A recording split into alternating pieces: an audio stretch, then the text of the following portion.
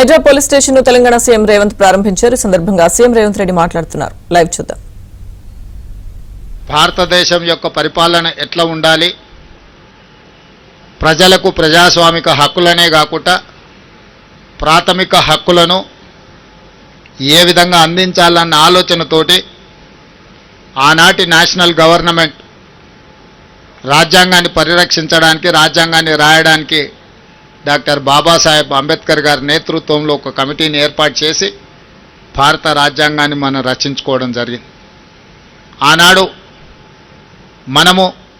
మన దేశ ప్రజలు స్వీకరించిన భారత రాజ్యాంగాన్ని పరిపాలన క్రమంలో దాదాపుగా 76 సంవత్సరాలలో 100కు పైగా రాజ్యాంగ సవరణలు చేసుకుంటూ సమాజంలో ఉన్న సమస్యలను ఎదుర్కొంటూ ఆ సమస్యల్ని పరిష్కరించుకోవడం కోసం రాజ్యాంగాన్ని సవరించుకుంటూ ప్రపంచ దేశాల ముందు మన దేశం ఒక బలమైన దేశంగా, ప్రజాస్వామిక దేశంగా, ప్రజల యొక్క హక్కులను కాపాడడానికి అవసరమైతే ఎంత సాహసోపేతమైన నిర్ణయమైనా తీసుకుంటామని చెప్పి మన భారత రాజ్యాంగం నిరూపించడం జరిగింది.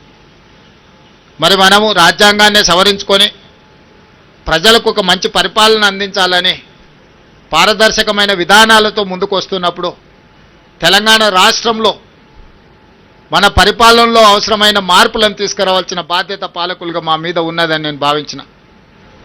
ఆనాడు కులీ కుతుబ్ షాయిలు కావచ్చు, నిజాం సర్కార్ కావచ్చు, ఆ తర్వాత స్వతంత్ర భారతదేశంలో ఒక ప్రత్యేక రాష్ట్రంగా ఉన్న హైదరాబాద్ రాష్ట్రం కావచ్చు, ఉమ్మడి ఆంధ్రప్రదేశ్ రాష్ట్రం కావచ్చు, ఈనాడు తెలంగాణ రాష్ట్రం కావచ్చు, చాలామంది ముఖ్యమంత్రులుగా బాధ్యతలు నిర్వహించారు.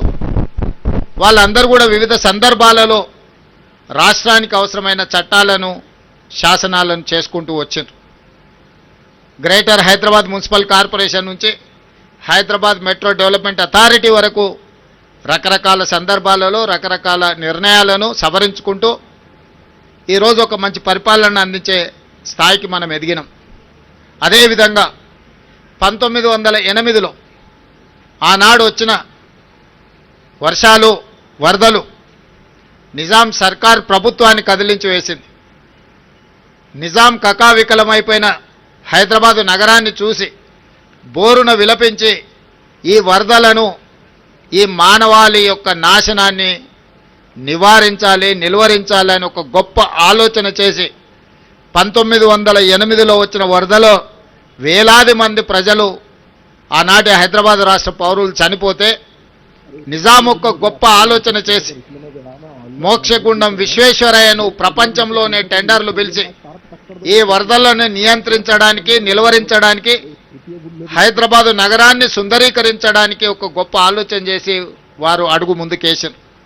1908లో వారు మొదలుపెట్టిన మోక్షగుండం విశ్వేశ్వరయ్య అందించిన ఒక గొప్ప కట్టడాలే ఈరోజు మూసీ నది, అదేవిధంగా ఉస్మాన్ సాగర్, హిమాయత్ సాగర్.